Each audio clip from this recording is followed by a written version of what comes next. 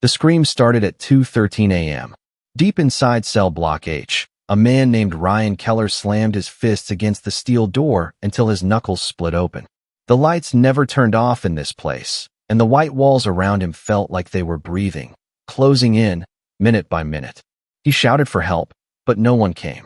No one ever came in ADX Florence unless you were dead or close to it. Ryan had been awake for 72 hours straight. The isolation was eating him alive. On the concrete floor lay the shredded remains of his prison jumpsuit, torn into pieces. His tattoos, black ink skulls and faded roses from a life long gone, covered his chest like a map of bad decisions. He pressed his forehead against the cold steel and whispered to himself, "They're not real, they're not real." But the whispers from the vents answered back. From somewhere down the hall, another inmate began laughing, high-pitched, broken laughter that echoed through the block like a ghost trapped between walls. Then came the clanging, metal striking metal, someone smashing a cup against their door again and again, begging for the voices to stop. The guards called it the Florence Orchestra. Every night, the music of madness filled the air. And that night, Ryan Keller joined the chorus. He screamed until his throat tore, pounded until his hands bled, and finally collapsed beside the tiny slot where his food tray slid through. He whispered to the darkness, "I can't do this anymore." Then, just before dawn, he heard it, a whisper from the other side of the wall. A calm voice, almost soothing. "You're not alone, brother. I see you." But no one was supposed to be able to speak between cells. The walls were built to silence. Ryan pressed his ear to the wall, his heartbeat loud in his skull. The voice came again, this time closer, clearer. "I've been watching you." He froze. His cell had no camera, no hole. No one could see him. And that's where it began, the slow unraveling of Ryan Keller inside the most secure prison in America. 5 years earlier, Ryan wasn't a man trapped in a concrete box. He was an ex-Marine from Kentucky, tattooed head to toe, known for his discipline and quick temper. He'd served 2 tours overseas before everything went wrong. The war had followed him home. The nightmares, the paranoia, the anger. He got caught up in something he couldn't control, a robbery that ended with a guard shot dead. Ryan swore he never pulled the trigger, but the judge didn't care. The evidence was enough. The sentence, life without parole. At first, he thought prison couldn't break him. He'd survived war. How bad could a cell be? But ADX Florence wasn't a normal prison. It was built to erase men like him. Every move was calculated, every breath monitored. He was locked inside a room no bigger than a parking space for 23 hours a day. 1 hour of recreation meant being led into a slightly larger cage, alone, surrounded by walls so high he couldn't even see the mountains that stood outside. The first few months were quiet. Then the silence started to whisper. Ryan began to notice things, scratches on the walls that looked like words, the way the lights flickered at the same time every night, and how sometimes the shadows didn't move the way they should. He told the guards about it. They laughed. They said everyone saw things after a while. Some inmates started talking to insects. Others drew faces on the walls. One man in Block D had tried to claw his way out through solid concrete. But Ryan wasn't like them. At least, that's what he told himself. Until he started hearing the voice. It came at night, through the vents, calm, patient, always the same tone. "You're not alone." He'd press his ear against the wall, whisper back, "Who are you?" But the voice never said a name. The guards said no one was in the cell next to him. It had been empty for years. By month 6, Ryan stopped sleeping. The nightmares came whether his eyes were open or closed. The sound of metal scraping metal, faint footsteps above his ceiling, whispers that called him by name. One night, he woke to find something new, a message scratched into the wall beside his bed. 3 words that hadn't been there before. "I see you." His heart pounded. His hands shook. He stared at the words for what felt like hours, tracing the grooves in the concrete. He knew he didn't write them. When the morning count came, he tried to show the guard. But the words were gone. Smooth wall, clean as ever. That's when he realized something was deeply wrong inside ADX Florence. Not just with the inmates, with the place itself. And that was the night he decided to find out who, or what, was really watching him. He waited until lights out. The air was thick and still, his cell bathed in pale orange from the corridor lights. He whispered again into the vent, "I know you're there. Talk to me." For a long moment, nothing. Then, "You shouldn't have looked." The voice was no longer calm. It was right behind him. Ryan turned. But the cell was empty. And then, the lights went out. When the lights went out, Ryan's heart stopped. For a second, the silence was so heavy it felt like the air itself was holding its breath. Then came the sound, faint, metallic, a slow drag across the floor, like a chain being pulled. He stayed still, muscles tight, eyes darting through the blackness. The cell that once seemed so small suddenly felt endless. He whispered, "Who's there?" But his voice cracked in his throat. No answer. Then, the lights flickered once, just long enough for him to see something impossible. A man, standing in the corner, head tilted, bare chest covered in faded blue tattoos that twisted up his neck like vines. Eyes hollow, lips moving soundlessly. Ryan blinked, and the man was gone. The lights snapped back on, flooding the room in blinding white. The cell was empty again, nothing out of place. He stumbled backward, breathing hard. His hands shook as he touched the corner. Cold concrete, smooth, solid. No one could have been there. No one could even open that cell without 3 guards and an electronic key. Ryan pressed his back to the wall, chest rising and falling like he'd just run 10 miles. "It's not real," he muttered. "It's not real." But deep down, he wasn't sure anymore. The next morning, breakfast came through the slot, as usual, a plastic tray with watery eggs and a biscuit. Ryan didn't touch it. He just sat staring at the vent above the toilet, the same one the voice had come through. Hours passed. The guards walked by for rounds, their boots echoing down the corridor. No one looked in. No one said a word. That was how time moved in ADX Florence. Not in minutes or hours, but in noises. The slam of a door. The buzz of a light. The footsteps that reminded you the world still existed somewhere beyond the walls. Around noon, he finally spoke. To the wall. To the voice. To whoever or whatever was listening. "You said I shouldn't have looked," he said softly. "What did you mean?" "Nothing." He waited. Then, a whisper came back, faint but clear. "They don't want us talking." Ryan froze. He pressed his ear to the vent. "Who doesn't?" "The ones in the walls." He pulled away, shaking his head. "You're lying." But the voice didn't stop. "You've seen them, haven't you? The lights that flicker. The scratches that disappear. They're watching us. Testing us." Ryan swallowed hard. "Who are you?" There was a pause, and then the faint sound of laughter, dry, tired, broken. "They call me Pierce." Later that day, Ryan asked the guard about the name. "Hey," he called as the officer passed by. "You ever hear of someone named Pierce? Used to be in this block." The guard didn't slow down. He didn't even look at him. Just muttered, "Not anymore." "Not anymore?" Ryan pressed. "So he was real?" The guard turned, eyes cold behind his visor. "You keep that name out of your mouth, Keller. You don't want his kind of ending." Then he walked away. Ryan stood frozen, trying to piece it together. How could a man everyone said was gone still be speaking through the walls? That night, the voice came back, softer this time, like it had moved closer. "They buried me here," it said, "but not deep enough." Ryan shivered. "Buried you?" The vent hissed. A metallic groan echoed through the cell, followed by faint scratching, like nails dragging across steel. "You think this place keeps you alive," the voice said. "But it's feeding on you, just like it fed on me." Ryan backed away, his pulse pounding in his ears. "Stop it. Stop talking to me. You'll see soon enough." And then, silence. Days blurred into one another. Ryan stopped eating, stopped sleeping. He talked to himself more and more, trying to keep the silence from swallowing him. The guards noticed the change. They always did. But here, men breaking down wasn't unusual. It was expected. By the 3rd week, Ryan started seeing shadows moving under the door, long, thin shapes that stretched too far to belong to anyone real. He told himself it was the light, but he knew it wasn't. The voice, Pierce, spoke less now. Sometimes a whisper, sometimes a laugh. Then one day, a note appeared on his tray. It was a torn piece of paper, smeared with what looked like old coffee stains. The writing was shaky, almost frantic. "Meet me in your dreams." Ryan stared at it for a long time. There were no pens in his cell. No paper. No way anyone could have slipped that in without the guards seeing. He tucked the note under his mattress. But that night, when he checked again, it was gone. Sleep came slow, uneasy.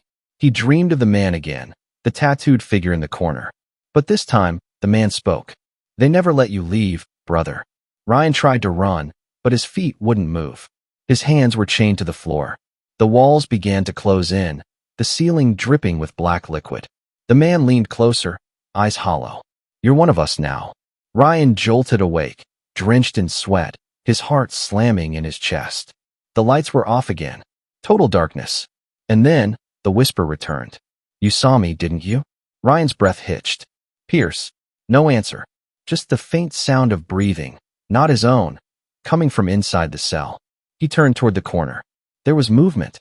Slow, deliberate. And when the light flickered for just a split second, he saw a face, pressed against the concrete wall, half merged into it, like someone trapped inside. The same tattoos winding across a ghostly chest. Ryan stumbled backward, hitting the steel bed frame. No, this isn't real. The face moved closer, pushing out from the wall, the concrete cracking around it. "They buried me here," the voice said again. "And now they're coming for you." Then the lights came back fully, and everything vanished. No cracks, no face, just the same cold, empty room. But on the wall, where the face had been, something new was scratched into the surface. 2 more nights. The next morning, Ryan was shaking so bad, he couldn't hold his tray. The guard at the door noticed. "You all right, Keller?" Ryan looked up, eyes bloodshot. "You ever see the walls move?" The guard frowned. "You need the psych doctor again?" "I'm not crazy," Ryan said. "Someone's here. He talks to me." The guard sighed. "You're in ADX Florence, Keller. Everyone talks to someone in here, even the ones who don't exist." Ryan gripped the edge of his bed, whispering under his breath. He said 2 more nights. The guard gave him a long, uneasy look, then walked away without another word. By evening, Ryan couldn't tell what was real anymore. The vent rattled constantly. The walls hummed like they were alive. Every time he closed his eyes, he saw the tattooed man's face pushing through concrete, mouthing silent words he couldn't understand. When he opened them, he saw shadows crawling along the floor. By nightfall, he'd started counting the seconds between flickers of light. 3 seconds on, 2 seconds off. 3 on, 2 off. Like a heartbeat. Like something breathing.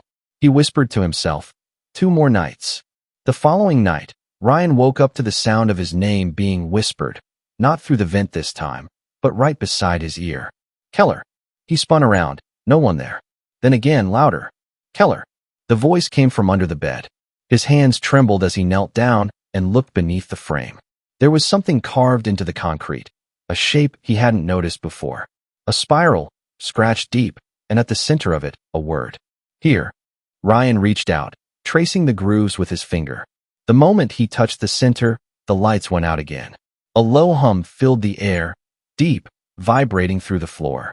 Then came the voice, not Pierce's this time. Deeper, older. "We've been waiting."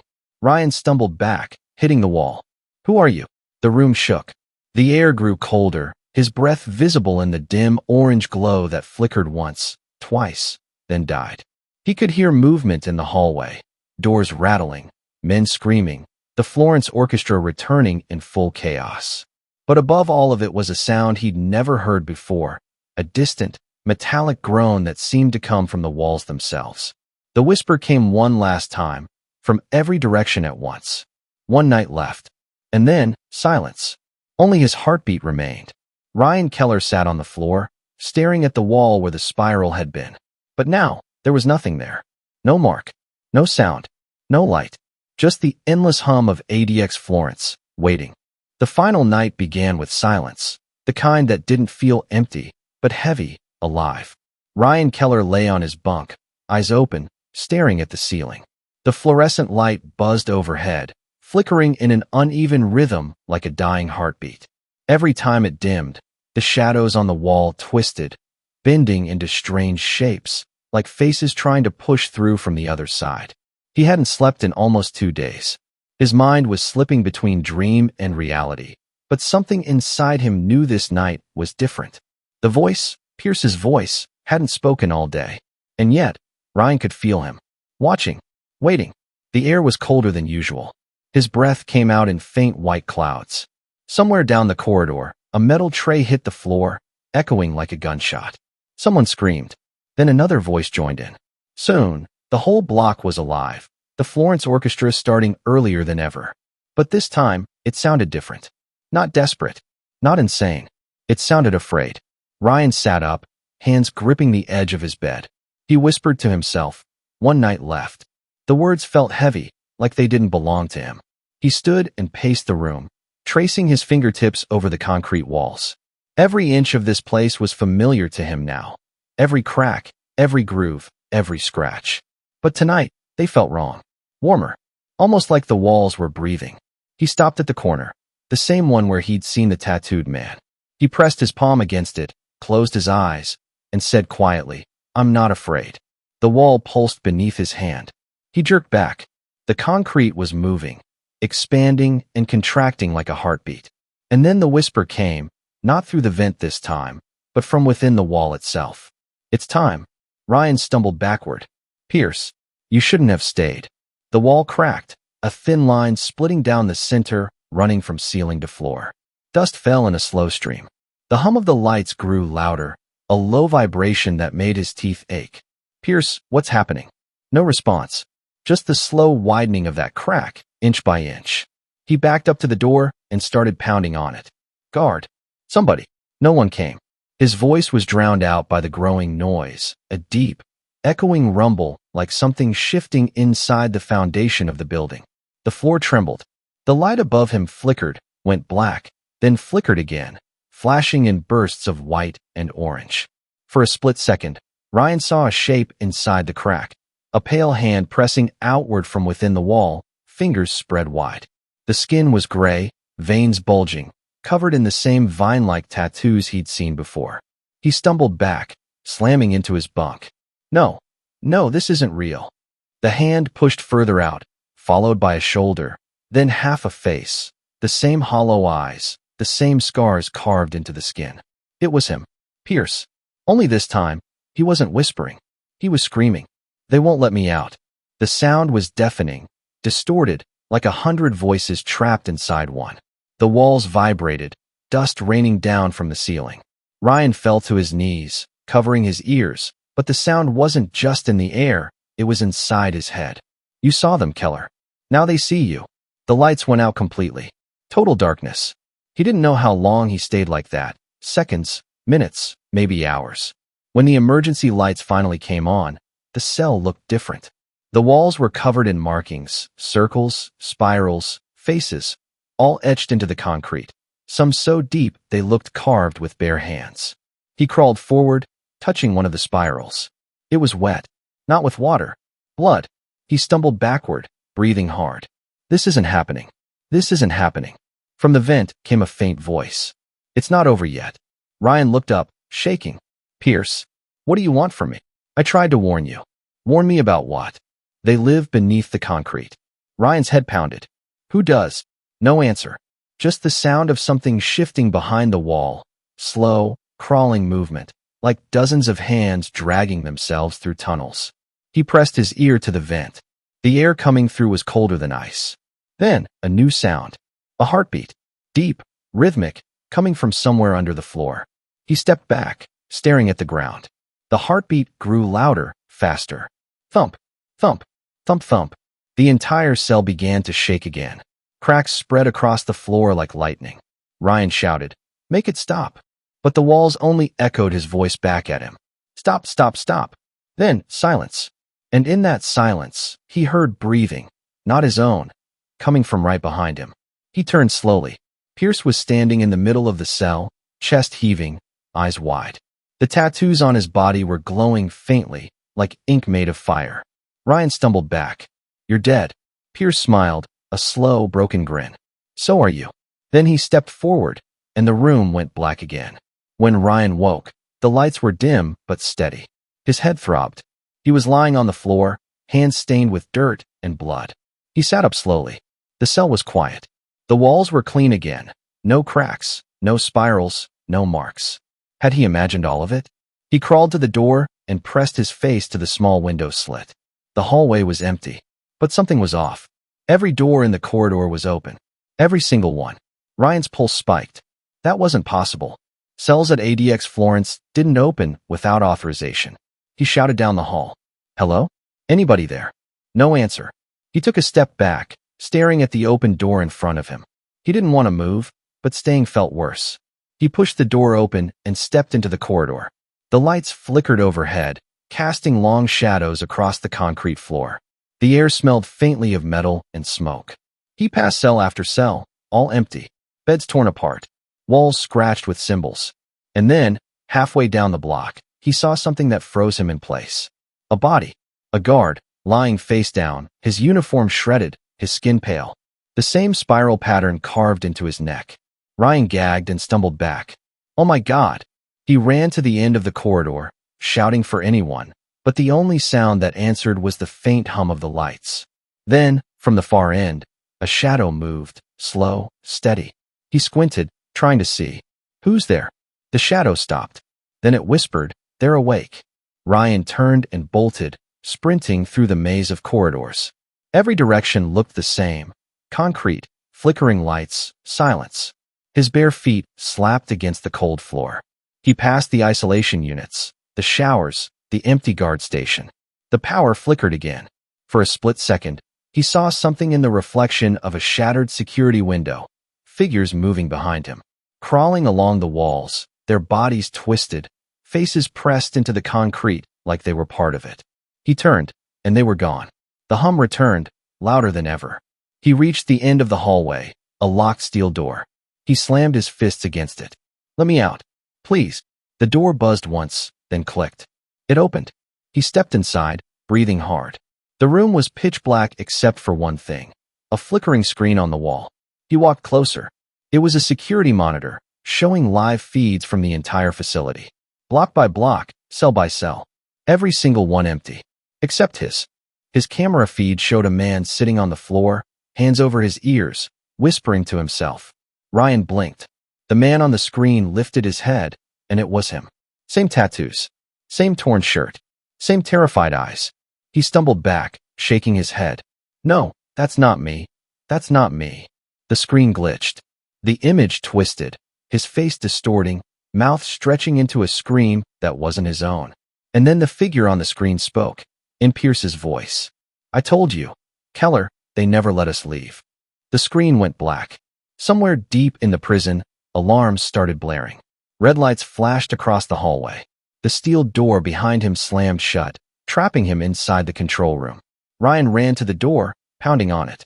"Help! I'm still here." The speakers crackled. Then the voice of the warden came through, calm, distant. "Unit H lockdown complete. Containment successful. No survivors." Ryan froze. "No survivors?" He banged harder. "I'm alive. Do you hear me? I'm alive." The lights dimmed. The monitor flickered back on. The same camera feed appeared again, his cell, now empty. And then, slowly, the words began to appear on the screen. "Welcome home." Ryan stumbled back, shaking. "No." The floor began to hum again. The sound grew louder and louder until it drowned out the alarms. The walls rippled, and from beneath the surface, hands began to push through, hundreds of them, pale and tattooed, reaching toward him. He screamed, backing into the corner. The last thing he saw before the lights went out completely was a face emerging from the wall. Pierce, smiling through the concrete. "One of us." And then, silence. Only the hum remained. Morning broke cold and gray over the Colorado desert. The razor wire fences around ADX Florence shimmered in the early light, silent as the mountains that stood guard in the distance. Inside, the prison was still on lockdown. No movement. No voices. Just the low, steady hum of generators and the faint echo of boots against concrete. Warden Hayes stood outside Unit H, hands clasped behind his back, watching the security team seal off the last corridor. "How many?" he asked quietly. The lead officer flipped open his clipboard. "All 23 inmates, sir. No signs of life. No forced entry, no struggle. Just gone." The warden frowned. "Gone? You mean dead?" The officer shook his head slowly. "No, sir. Not dead. Gone. Cells were locked from the outside. No bodies. No traces. It's like they," he stopped, searching for the right word, "melted into the walls." The warden glanced toward cell 13, Ryan Keller's cell. The door was open, light spilling across the floor. He stepped inside, his shoes crunching over small flakes of concrete. The room was spotless. No blood. No signs of violence. Just one thing on the wall. A spiral carved deep into the concrete, still faintly warm to the touch. Hayes crouched, running his hand across it. The air around the spiral vibrated slightly, like a faint electric current. "Get me the security footage from last night." Minutes later, they were in the control room. The monitors flickered as the technician rewound the footage from Unit H. For a few seconds, everything looked normal, just empty corridors, flickering lights. Then the screens glitched. Static. Then movement. Shadows poured across the floors like black water, crawling up the walls. The inmates began to scream.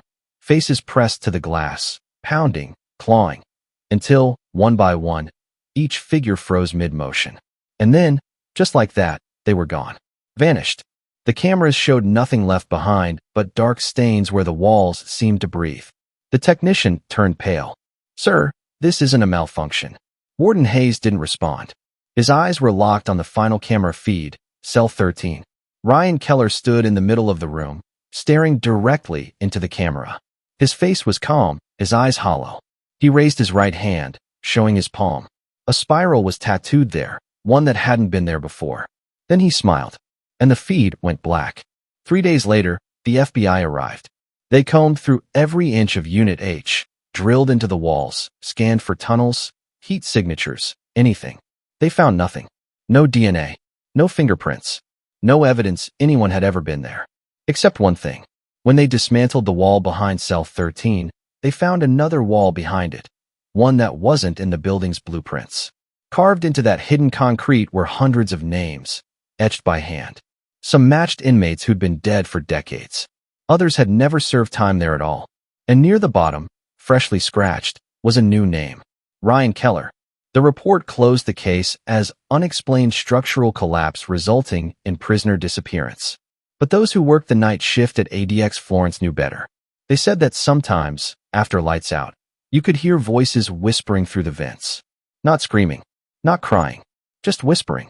And sometimes, when you passed cell 13, you could see faint spirals glowing in the dark and a shadow sitting perfectly still on the floor, waiting. OUTRO, for narration at the end of the video. They call ADX Florence the Alcatraz of the Rockies. A fortress built to hold the worst of the worst, where no one has ever escaped.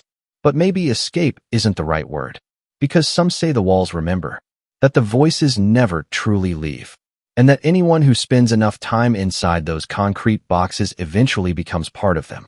If you ever find yourself driving through Florence, Colorado, and you pass that massive gray compound rising from the desert, don't stop. Don't look too long, because if you listen closely, you might hear them whisper back,